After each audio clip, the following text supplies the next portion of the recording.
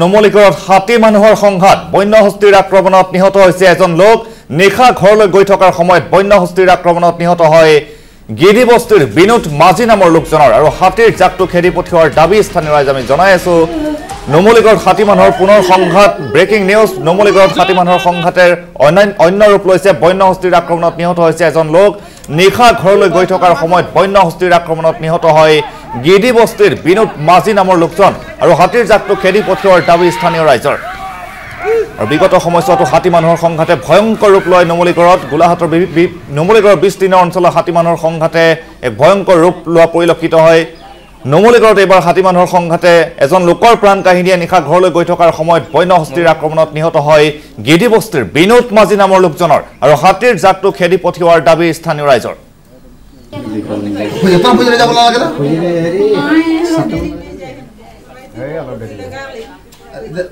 कम से कम मुखे धोरी देबो लागे मुखे आइबो देबो लागे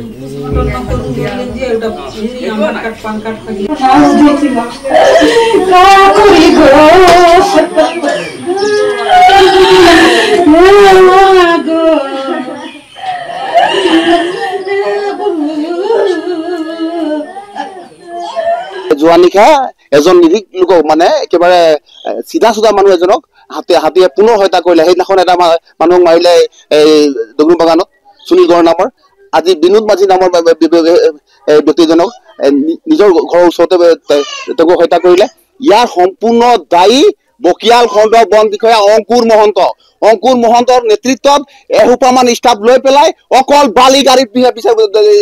দৌৰ মাৰি আছে ষ্টাফবিলাকৰ লৈ যদি ইয়াত হাতী পহৰা দিলেহেঁতেন তেতিয়াহ'লে কেতিয়াও হাতী ইয়াত এই ঘটনাটো ঘটিব নাপালেহেঁতেন এই অঞ্চলত দিনতে হাতী আহে কিন্তু তেখেতসকলে যদি ইয়াত পহৰা দি থাকিলেহেঁতেন তেতিয়াহ'লে এনেবোৰ ঘটনা নঘটিলেহেঁতেন প্ৰশাসনক ৰিকুৱেষ্ট কৰিছো কাতৰে অংকুৰ মহন্ত আপোনাক মই ভৰি ধৰিছো আপুনি ৰাজ্যক বচাওক আৰু এই মুহূৰ্তত আমি ফোন লাইনত সংযুক্ত হৈছো আমাৰ জ্যেষ্ঠ সাংবাদিক নুমলীগড়ৰ বিনন ফুকনৰ সৈতে বিনন ফুকন যেহেতু নুমলীগড়ত 6 মানুহৰ সংঘাতে ভয়ংকৰ ৰূপ লৈ আহিছে বিস্তীৰ্ণ অঞ্চলটো গোলাহাটৰ নুমলীগড়ৰ বিস্তীৰ্ণ অঞ্চলত বিগত সময়ছোৱাত 6 মানুহৰ সংঘাতে ভয়ংকৰ ৰূপ লৈ এইবাৰো লৈছে এজন মানুহৰ প্ৰাণ কাঢ়ি গৈছে বন বিভাগে তৎপৰতা কিমান লৈছে এই মুহূৰ্তত আপোনাৰ পৰা সবিশেষ জানিব বিচাৰিছো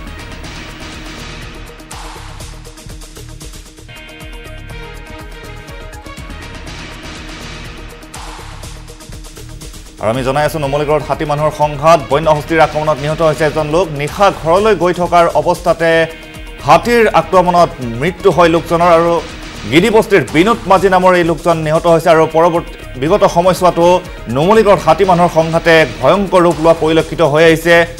আজি কিছুদিন পূৰ্বে এজন মানুহ মৃত্যু হোৱাৰ পিছত পুনৰ এক বন্য হস্তীৰ আক্ৰমণত নিহত হৈছে এজন লোক গিৰিবস্তিৰ বিনোদ মাজি নামৰ লোকজন আৰু হাতীৰ জাকটো খেদি পঠিওৱাৰ দাবী স্থানীয়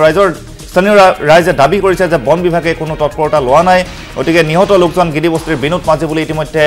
খবৰ আহি পৰিছে আৰু নিশা ঘৰলৈ গৈ থকাৰ অৱস্থাত হাতীৰ আক্ৰমণত নিহত হৈছে লোকজন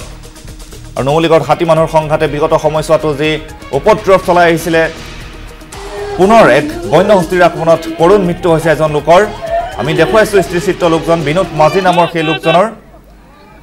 আমি পুনৰ ফোন লাইনত সংযুক্ত হৈছো আমাৰ নুমলীগড়ৰ জ্যেষ্ঠ সাংবাদিক বিনন ফুকনৰ সৈতে বিনন ফুকন যেহেতু নুমলীগড়ত হাতীৰ আক্ৰমণত নিহত হৈছে এজন লোক পৰৱৰ্তী বিগত সময়ছোৱাতো 6 মানুহৰ সংঘাতে ভয়ংকৰ ৰূপ লোৱা পৰিলক্ষিত হৈছে নুমলীগড়ত এই মুহূৰ্তত যে ৰাইজে অভিযোগ উত্থাপিত কৰিছে যে বন বিভাগে তৎপৰতা লোৱা নাই এই মুহূৰ্তত বন বিভাগে কি ব্যৱস্থা লৈছে আপোনাৰ পৰা সবিশেষ জানিব বিচাৰিছো বিনন হয় বেদাংগ আচলতে নুমলীগড়ৰ বিভিন্ন অঞ্চলত বিশেষকৈ মৰঙী মৌজাত হাতী আৰু মানুহৰ সংঘাত এটা দীৰ্ঘদিনীয়া সমস্যা আৰু বিভিন্ন সময়ত খাদ্যৰ সন্ধানত এই বনৰীয়া হাতীৰ যাকে বিভিন্ন গাঁৱত সন্ত্ৰাস চলাই বিশেষকৈ নিশাৰ ভাগত মানুহে উজাগৰে পাৰ কৰিব লাগে আৰু এই ক্ষেত্ৰত কিন্তু বন বিভাগে তৎপৰতা গ্ৰহণ কৰা পৰিলক্ষিত হোৱা নাই আৰু বছৰ ধৰি এই অভিযোগটো স্থানীয় ৰাইজৰ মাজত আছে আৰু গাঁৱৰ বহু লোকে আজিৰ তাৰিখত ক'ব লাগিব যে গাঁৱৰ বহু লোকে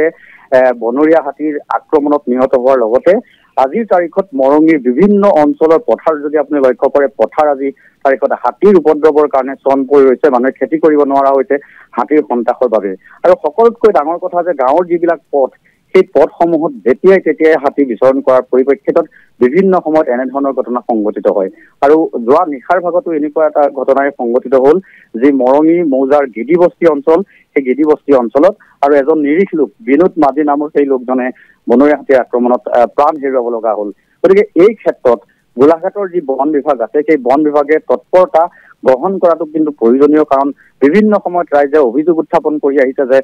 হাতী ওলালে সেই তাৎক্ষণিকভাৱে কিন্তু বন বিভাগে সেই স্থানত গৈ ৰাইজক নিৰাপত্তা দিবৰ কাৰণে হাতীৰ জাকটোক খেদি পঠিয়াবৰ কাৰণে কোনো ধৰণৰ ব্যৱস্থা গ্ৰহণ নকৰে। গতিকে এনেধৰণৰ অভিযোগ আজিৰ নহয়, দীৰ্ঘদিন ধৰি উত্থাপিত হৈ আহিছে। গতিকে এই ক্ষেত্ৰত যদি বন বিভাগে কোনো তৎপৰতা গ্ৰহণ নকৰে, এয়া ঘটনাই শেষ ঘটনা নহয়, আচলতে এনেধৰণৰ ঘটনাবোৰ সংঘটিত হৈ থকাৰ সম্ভাৱনা অধিক। বেৰাংগ, যিহেতু খেতি কৰিব নোৱাৰা হৈছে, খাদ্যৰ অভাৱ ঘটিছে, এই ক্ষেত্ৰত প্ৰশাসনে হাতী মানুহৰ সংঘাত ৰোধ কৰাৰ বাবে কি ব্যৱস্থা গ্ৰহণ কৰাটো প্ৰয়োজনীয় বুলি এই মুহূৰ্তত আপুনি ভাবে, আৰু লোকজনৰ পৰিয়ালে এতিয়া বৰ্তমান কিবা দাবী কৰিছে নেকি? আচলতে মই কৈছোৱে যে মানুহে খেতি কৰিব নোৱাৰা হৈছে, বহু বিঘা মাটি চন পৰি ৰৈছে, আৰু বিভিন্ন সময়ত স্থানীয় লোকে প্ৰশাসনৰ সৈতে বিভিন্ন ধৰণৰ আচলতে ৰাইজে দাবী সম্বলিত স্মাৰক পত্ৰ বিভিন্ন সময়ত বন বিভাগলৈ প্ৰেৰণ কৰি আহিছে। আৰু যেতিয়া হাতীয়ে এনেকুৱা ধৰণৰ ঘটনা সংঘটিত কৰে, তাৎক্ষণিকভাৱে বন বিভাগে যি তৎপৰতা গ্ৰহণ কৰিব লাগে সেই তেনেধৰণৰ তৎপৰতাও গ্ৰহণ নকৰে। কেৱল মানুহ আচলতে নিহত হোৱাই নহয়, বিভিন্ন সময়ত এই স্থানীয় লোকে বহু কষ্টৰে যি এটা ঘৰ নিৰ্মাণ কৰে, ঘৰ সাজি লয়, সেই ঘৰবোৰ আচলতে ভাঙি থৈ যায়, আৰু বন বিভাগে তৎপৰতাৰে তেওঁলোকক কোনো সাহায্যও প্ৰদান নকৰে। আৰু আজিৰ তাৰিখত ৰাইজৰ এটাই দাবী যে এই ঘটনাই শেষ ঘটনা হওক, আৰু এনেধৰণৰ ঘটনা যাতে আৰু সংঘটিত নহয়, সেই ক্ষেত্ৰত বন বিভাগে তৎপৰতা লওক, সেই দাবী স্থানীয় ৰাইজে উত্থাপন কৰিছে। আৰু যি খেতিৰ মাটি চন পৰি ৰৈছে, বহু সময়ত ৰাইজে এটাই কথা উত্থাপন কৰি আছে যে